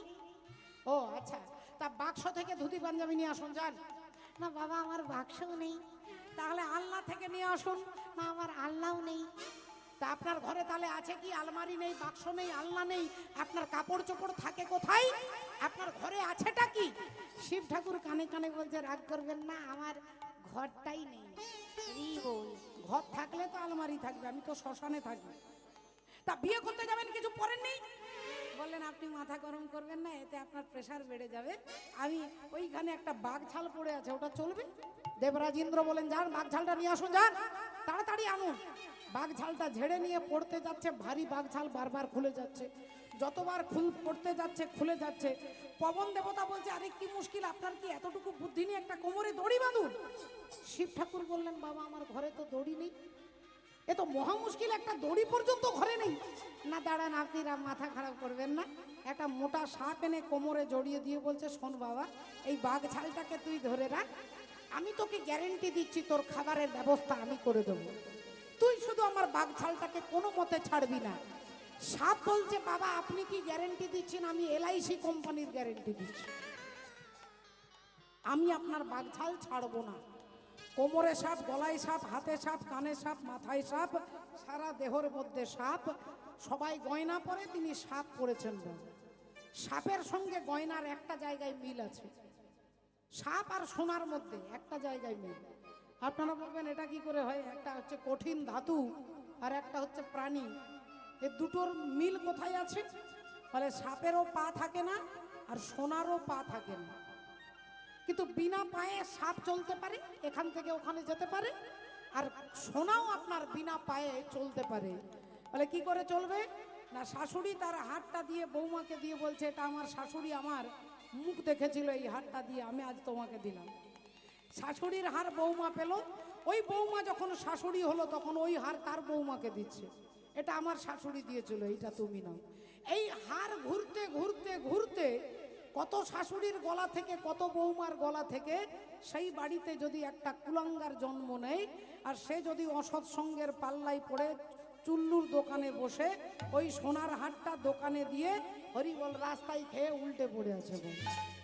তাহলে হাটটা ছিল উত্তম বাবুর বাড়িতে, চলে গেল কোথায় না অধম বাবুর বাড়িতে, দোকানে চলে গেল। তাহলে তার পা নেই কিন্তু এখান থেকে তিনি ওখানে যেতে পারে। কিন্তু সোনা আর সাপের মধ্যে পার্থক্য কি? বাবাকে বলছে আপনি সোনা পেতে পারেন না, আপনার শিষ্য রাবণ রাজা, আপনি রাবণকে বললেই একটা মুকুট তৈরি করে দেবে। বললেন আমি সোনা এই জন্য পরি না, সোনা যার বেশি আছে সে অহংকারে ফুলে যায়, আর সোনা যার নেই তিনি হিংসায় জ্বলে যায়। যার সোনা নেই সে হিংসায় চলে যাবে, আর যার সোনা আছে সে অহংকারে ফুলে যাবে। তাই একটাই বস্তু একজনকে জ্বলাই আর একজনকে ভোলাই, সেই বস্তু আমি অঙ্গে ধারণ করব না। তা দেবরাজ ইন্দ্র বললেন ঠিক আছে ঠিক আছে, তা আপনি সাপের গয়না পরেছেন, বাঘঝাল পরেছেন, তা পাউডার টাউডার একটু মাখুন যেন ভালো গন্ধ বেরোয়। বললেন কালকেই ওটার ব্যবস্থা করেছি, কালকেই একজন মারা গিয়েছিল, তার ছাইটাকে কৌটোর মধ্যে ঢুকিয়ে রেখেছি, এবার গরম ছাই মেখেছে বাবা। এই তো জীবন, হিংসা বিবাদ লোভ খপিতে, চিতাতেই সব শেষ হয়, চিতাতেই সব শেষ। এই তো জীবন। এবার সমস্ত দেবতারা দারুণ দারুণ জামা কাপড় গয়না গাটি পরেছে। শিব ঠাকুর কি পরেছে আপনারা শুনলেন, ষাঁড়ের পিঠে চেপে বরযাত্রী যাচ্ছে, নাচতে নাচতে যাচ্ছে। বম বম বম বম ভোলে ও বাবা চলে হেলে দুলে, বম বম বম বম ভোলে ও বাবা চলে হেলে দুলে, বম বম বম বম ভোলে ও বাবা চলে হেলে দুলে, বম বম বম বম বম বম বম বম, বম বম বম বম বম বম বম বম, বম বম বম বম বম বম বম বম বম, বম বম বম বম বম বম বম বম, বম বম বম বম ভোলে চলে হেলে দুলে, বম বম বম বম ভোলে ও বাবা চলে হেলে দুলে, ও বাবা চলে হেলে দুলে, ও বাবা চলে হেলে দুলে, ও বাবা চলে হেলে দুলে। এবার বরযাত্রীরা ভাবছে যে যেভাবে বর সেজে যাচ্ছে, তা মেয়ের বাড়ির লোকজন যদি আগে জামাইকে দেখে তাহলে খাবার প্যান্ডেলে লকডাউন হবে, খাবার প্যান্ডেলটাই বন্ধ হয়ে যাবে। তাহলে আগে এক কাজ করি, আগে বরকে পিছিয়ে দাও, বরযাত্রীকে আগে করে দাও। বরযাত্রী দামি দামি কাপড় জামা পড়েছে, মেয়ের বাড়ির লোকজন দেখলে একটু খুশি হবে, তাই বরযাত্রীকে এগিয়ে দিয়েছে, বরকে পিছিয়ে দিয়েছে। এখন আনন্দে যাচ্ছে, এদিকে একটা বাচ্চা ছেলে তার মাকে ডাকছে, ও মা ও মা ও মা, বলছি পার্বতী দিদির বিয়ে জানো? ও মা আমি না বরযাত্রী দেখতে যাব। ও মা যাই না, দরজাটা খুলে দাও না, দরজাটা খুলে দাও না। ও মা আমি বরযাত্রী দেখবো, বরযাত্রী। ও মা যাবো যাবো, এই যাবো বলছি তো, বলছি তো যাবো, দেখে চলে আসবো। মা বললো তাহলে তাড়াতাড়ি যাবি, তাড়াতাড়ি আসবি। ছেলে বললো 1 ঘন্টা দেরি লাগবে এত বরযাত্রী দেখতে। মা দরজাটা খুলে দিয়েছে, ছেলে ভেতরে গেছে, আর যেই ভেতর থেকে ছুটে বাইরে বরযাত্রী দেখবে, সমস্ত লাইন পেরিয়ে গেছে, ভূতেদের লাইন আসছে। বাবু ছেলে যেভাবে বেরিয়েছিল সেইভাবে সোজা ঘর। মা বলল কি রে গেলি আর এলি? ছেলে বলল যা বরযাত্রী দেখলাম আমি আমার বাপের জন্মে এরকম বরযাত্রী দেখি। তা কি দেখলি বলবো মা? কানে কানে বলবো। হ্যাঁ ও মা বলবো। अरे बाप रे बाप, बड़े बड़े भूत प्रेत, बड़े बड़े सांप। बाप रे बाप, बड़े बड़े भूत प्रेत, बड़े बड़े सांप। बाप रे बाप, बड़े बड़े भूत प्रेत, बड़े बड़े सांप। अरे कोई अनके हाथ है, कोई अनके नहीं, कोई अनके हाथ है, कोई अनके नहीं, कोई अनके हाथ है, कोई अनके नहीं। बाप रे बाप, बड़े बड़े भूत प्रेत, बड़े बड़े सांप। बाप रे बाप, बड़े बड़े भूत प्रेत, बड़े बड़े सांप। बाप रे बाप,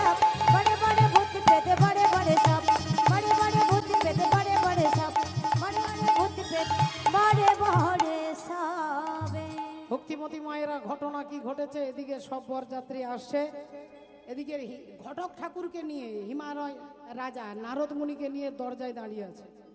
দেখুন আপনার কথাতে বিয়ে হচ্ছে, জামাইকে আমিও দেখিনি, আমার মেয়েও দেখেনি। তা জামাইটা কে আমাকে তো জানতে হবে, আপনি আমাকে চিনিয়ে দেবেন। এখন দেবতারা ভাবলেন বিয়ে বাড়িতে তো এসেছি, জানি তো বিয়ে হবে না, হতেও পারে নাও পারে, কোনো গ্যারেন্টি নেই, তাহলে আগে খাওয়া দাওয়াটা সেরে নিই। এখন দেবতাদের সেবা হয়েছে, মুনি ঋষিদের সেবা হয়ে গেছে, এবার ভূতেরা খাবার প্যান্ডেলে বসেছে। এখন ভূতেরা বসেছে খাবার প্যান্ডেলে, কোনো ভূতের 10টা মাথা, কারো 20টা মাথা, কারো একটাও মাথা নেই, কারো 20টা হাত, কারো একটা হাত, কারো একটা পা, কারো পাই নেই, কেউ ফুটবলের মতো গড়াচ্ছে, কেউ লাফিয়ে লাফিয়ে আসছে। এখন তারা যেই প্যান্ডেলে খাবার প্যান্ডেলে বসেছে, সমস্যা হলো যিনি পাতা দিচ্ছে তিনি ভাবছে যার 20টা মাথা তাকে কটা পাতা দেবে, আর যার একটাও মাথা নেই সে বলছে দাদা এখানে পাতা দিয়ে যান। তা যিনি একবার ভাত নিয়ে যাচ্ছে তিনি আর ডাল নিয়ে যাচ্ছে না, যিনি ডাল নিয়ে যাচ্ছে তিনি আর শুক্তো নিয়ে যাচ্ছে না। তা বাইরে থেকে বালতিটা ধরিয়ে দিয়ে বলছে যাতে তো তুই দিয়ে দিয়ে দিয়ে দে। সে তখন বলছে না তুই দে, আর তুই তো ডালটা দিলি তুই দে। বলে না যা আমি ডাল দিয়েছি তুই তরকারিটা দে। আরে তুই দিলে কি হবি? বলে যে একবার যাবি সে আর দুবার যাবি না। এদিকে কেলেঙ্কারি করে খাওয়া দাওয়া শেষ হয়েছে, এদিকে হিমালয়ের রাজা দেবরাজ ইন্দ্রকে দেখতে পেয়েছে, কি সুন্দর দেখতে। ইন্দ্রকে দেখে বলছে ওইটা মনে হয় আমার জামাই, ওই যে যে যে যে ওই যে ছেলেটা কি সুন্দর দেখতে। নারদ মুনি বললেন দেড় মশাই উনি আপনার জামাই নয়, উনি আপনার জামাইয়ের বাড়িতে জল সাপ্লাই করে। বলি ও মা গো, যে ছেলেটা জল দেয় সে যদি এত সুন্দর তাহলে জামাই কত সুন্দর হবে। ঠিক 15 মিনিট পরে পবন দেবতাকে দেখেছে, ওই যে ছেলেটা ওই যে কি সুন্দর দেখতে, ওই ছেলেটা ওইটা মনে হয় আমার জামাই। নারদ মুনি বললেন দেড় মশাই আরে উনি জামাই নয়, উনি আপনার জামাইকে হাওয়া করে। বলে ও মা যে ছেলেটা হাওয়া করে সে এত সুন্দর তাহলে জামাই কত সুন্দর। বারবার এটা বলছে। আর নারদ মুনি ভাবছে এবার অরিজিনাল জামাই এলে তার আগে একবার ডান দিকে একবার বাঁ দিকে, ডান দিক বাঁ দিক, ডান দিক বাঁ দিক দেখছে। একজন বলছেন আচ্ছা এত ডান দিক বাঁ দিক দেখছেন কেন? নারদ মুনি বললেন না এরপরে তো অরিজিনাল আসবে, তাই কোন দিক দিয়ে পালাবো রাস্তাটা দেখে রাখছি, কোন দিক দিয়ে ছুটবো রাস্তাটা দেখে রাখছি। এদিকে অরিজিনাল জামাই আসছে। মা আপনারা দেখেছেন শুনলেন কি রকম সেজেছে। এবার জামাই আসছে ষাঁড়ের পিঠে চেপে, আর মেয়েরা সব বরণ করতে যাচ্ছে। বরণের থালাতে নিয়েছে ধান, দুর্বা, আতপ চাল, মিষ্টি, জল, প্রদীপ, ঘটি, আমপল্লব সব নিয়ে যাচ্ছে জামাইকে বরণ করতে। আর থালার মধ্যে নারদ মুনি একটা শেকড় দিয়ে দিয়েছে, যে শেকড়টার নাম হচ্ছে ঈশ্বর মূল। ঈশ্বর মূল এই গাছ যদি কারোর বাগানে থাকে, বাগানের 20 হাত দূর থেকে কোনো বিষধর সাপ যাবে না, কোনো সাপ ঢুকবে না আপনার বাগানে। সেই গাছের শেকড়টা থালাতে ফেলে দিয়েছে, আর থালাটা যেই শিব ঠাকুরের কাছে গেছে, শিব ঠাকুরের শরীরে যত সাপ আছে কম্পিটিশন করে ছুটছে। আর সবার আগে ছুটছে তিনি যিনি LIC কোম্পানির গ্যারেন্টি দিয়েছেন। হ্যাঁ তিনি সবার আগে পালাচ্ছে, আর তিনি যত নেমে যাচ্ছে তত উনি নেমে যাচ্ছে। হ্যাঁ এটা লজ্জা করছে, যত উনি নেমে যাচ্ছে তত ইনি নেমে যাচ্ছে। উনি হাঁটুর কাছে, ইনিও হাঁটুর কাছে, ইনি একবারে মাটিতে, উনি একবারে মাটিতে। এবার যেই মাটিতে বাঘঝাল পড়ে গেছে, শিব ঠাকুর তো জানে না, তার তো কাপড় পরা অভ্যেস নেই, তার যে খুলে গেছে সে জানে না। ব্রহ্মা দেখতে পেয়েছে, ইশারা করছে তুলু। শিব ঠাকুর ভাবছে তাহলে 2 নম্বর বিয়ে করতে এসেছি, তাহলে কাউকে তুলতে হবে মনে হয়। তা কাকে তুলবো? চারিদিকে ঘুরে ঘুরে দেখাচ্ছে। ব্রহ্মা বলতে পারছে না যে বাঘঝালটা তোলো, আর শিব ঠাকুর ভাবছে আমি জিন্সের প্যান্ট পরে দাঁড়িয়ে আছি। এখন এদিকে তিনি রাধে রাধে, তাকে আর কেউ বোঝাতে পারছে না। ঠিক সেই সময় জামাই শাশুড়ি মা এসেছে জামাইকে বরণ করতে। শাশুড়ি মা যেই জামাইকে দেখেছে এই অবস্থা, ওই সিলিং ফ্যানের মতো মাথা ঘুরছে। বাবু মায়ের মাথা বনবন করে ঘুরছে। আপনারা হাসছেন, আপনাদের শাশুড়ি মায়েরা আগে আপনাদেরকে সেলাইন, আপনাদেরকে হলে সেলাইন দিতে হবে। এখন এদিকে শাশুড়ি মায়ের মাথা ঘুরছে, যেই তিনি পড়ে যাবে অমনি কাত্যায়নী যোগ মায়া মায়ের মাথায় একটা ঘোমটা তুলে দিয়েছে। ও মেনকা মেনকা মাথায় দিল ঘোমটা, মেনকা মাথায় দিল ঘোমটা,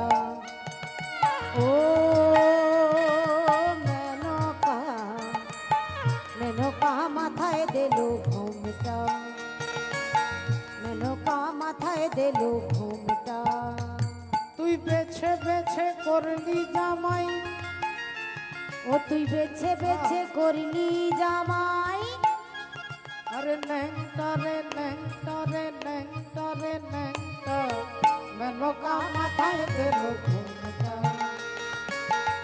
নৌকা মাথায় দিল ঘুমটা ও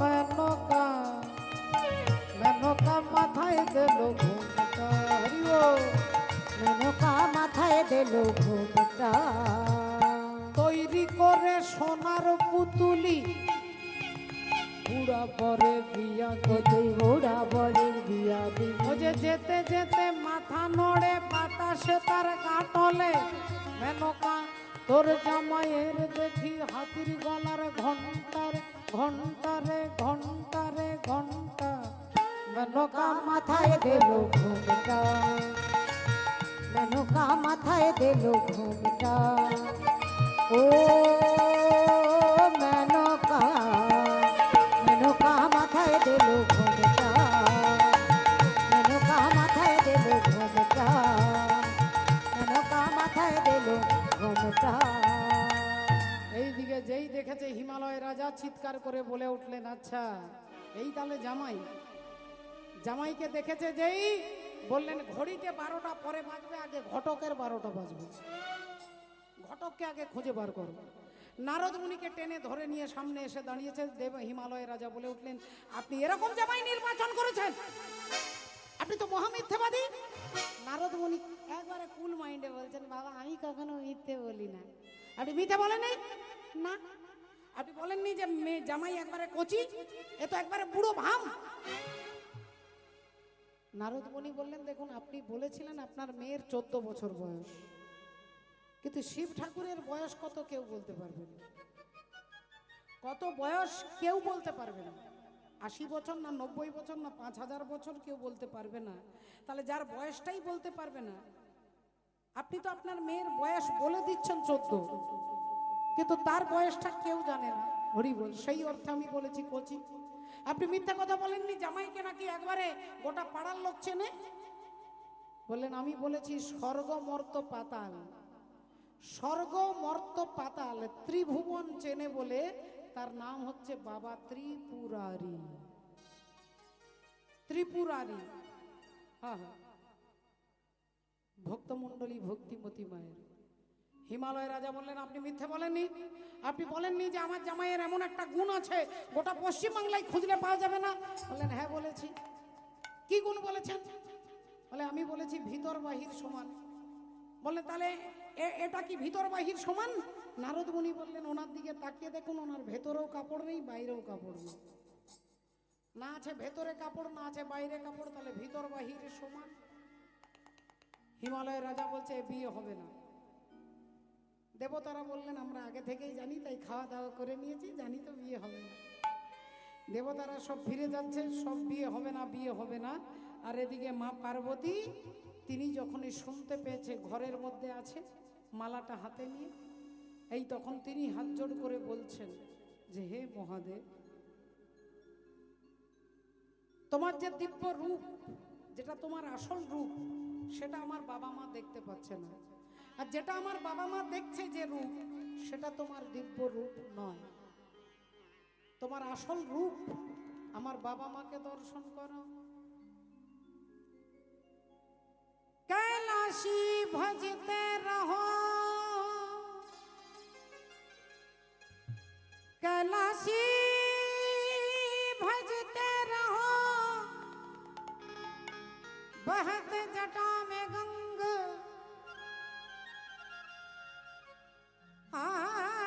आसमान आसमान सदा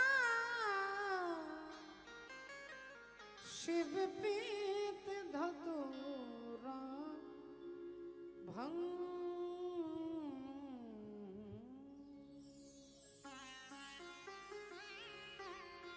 हे महादेव তোমার আসল চেহারাটা আমার বাবা মাকে দেখো तू करीब है भक्तों की ये नसीब है भक्तों की शंकरा भोलेनाथ मेरे शंकरा भोलेनाथ, मेरे मेरे मेरे शंकरा भोलेनाथ, तू करीब है भक्तों की, ये नसीब है भक्तों की, शंकरा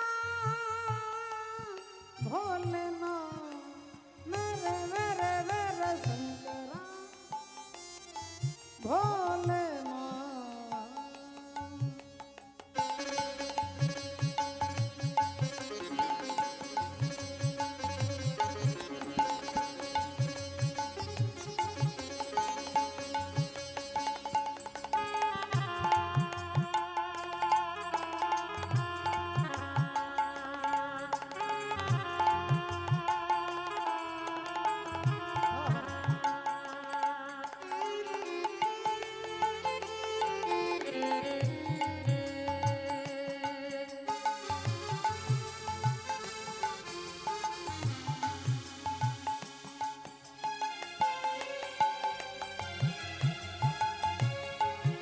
हरि बोल।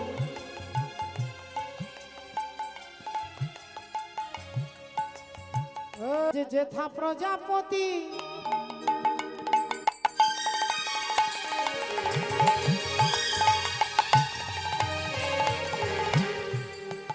আজি যেথা প্রজাপতি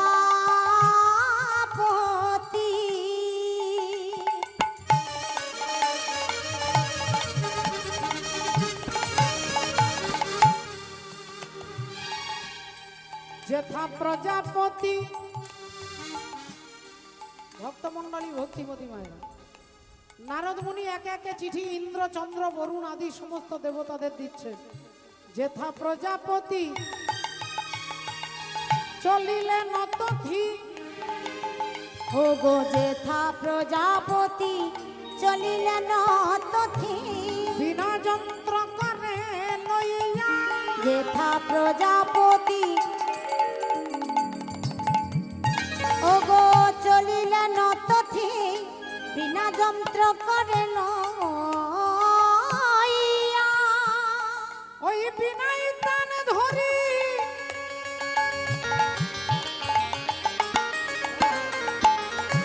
সবে মুগ্ধ করি, বহু পথে চলে ধাইয়া, ও গো বিনাই তানি ধরি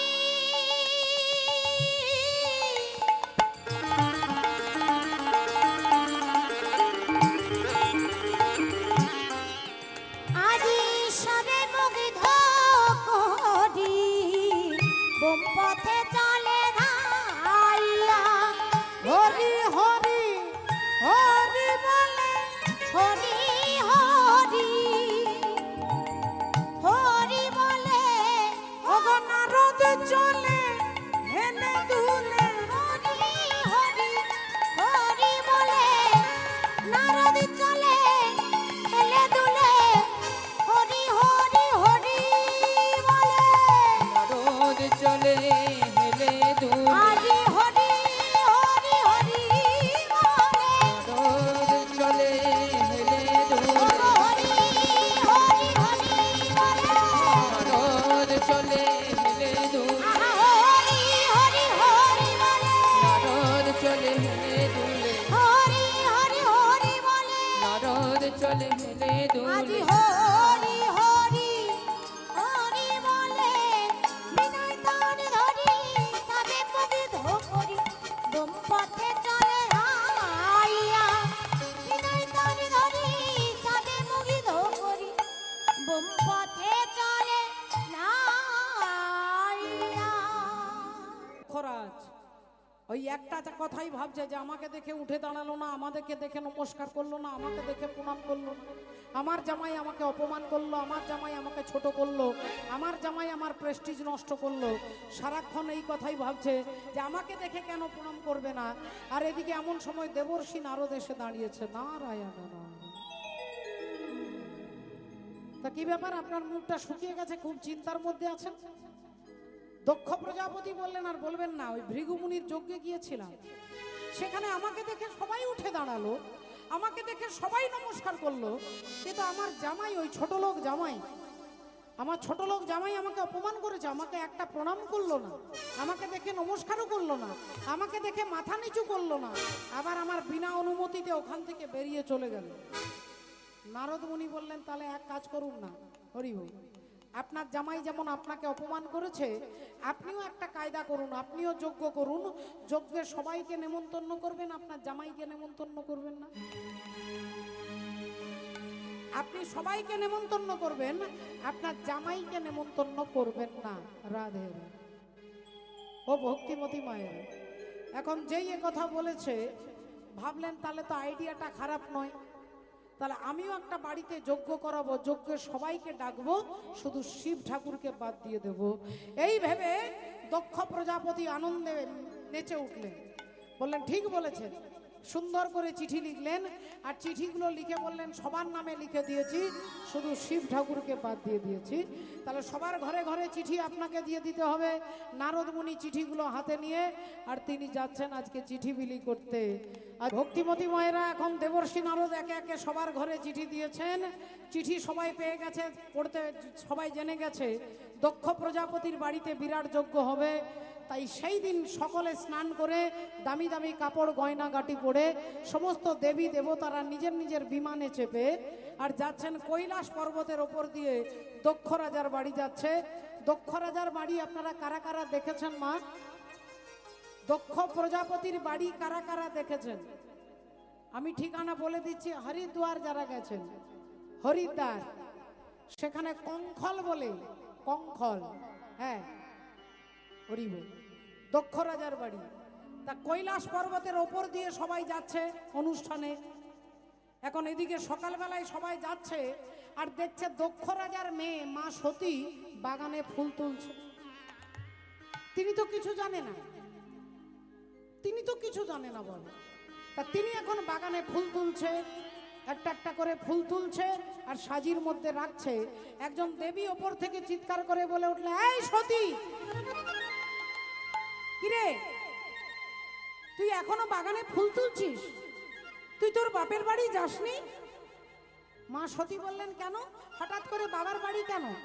সে কি, তুই জানিস না তোর বাবার বাড়িতে বিরাট অনুষ্ঠান হচ্ছে, কোনো দেবতা বাকি নেই, স্বর্গমর্ত পাতাল সবাইকে নেমন্তন্ন করেছে, তুই জানিস না? বললেন না তো। বললেন তাহলে তোর বাবা তোকে মনে হয় নেমন্তন্ন করেনি।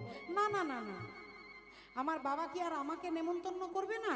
আমার মনে হচ্ছে আমার বাবা যে চিঠিটা দিয়েছে ওটা আমার স্বামী আমাকে বলতে ভুলে গেছে, তা সে ভোলেনাথ তো। আপনারা যান, আমি একটু পরে যাচ্ছি। তাড়াতাড়ি সতী ফুল তুলে এনে শিব ঠাকুরের চরণে ফুলগুলো দিয়ে বলে উঠলেন, স্বামী একটা কথা বলবো। হ্যাঁ বলো। বলছে আমার বাবার বাড়িতে নাকি বিরাট বড় অনুষ্ঠান হচ্ছে, আপনি জানেন? শিব ঠাকুর তো মিথ্যেবাদী নয়, তিনি বললেন হ্যাঁ জানি। তাহলে আপনি বলেননি কেন? আপনি আমাকে যদি রাত্রেও বলতেন তাহলেও আমি ব্যাগ ট্যাগ সব গুছিয়ে নিতাম, আপনি বলেননি কেন?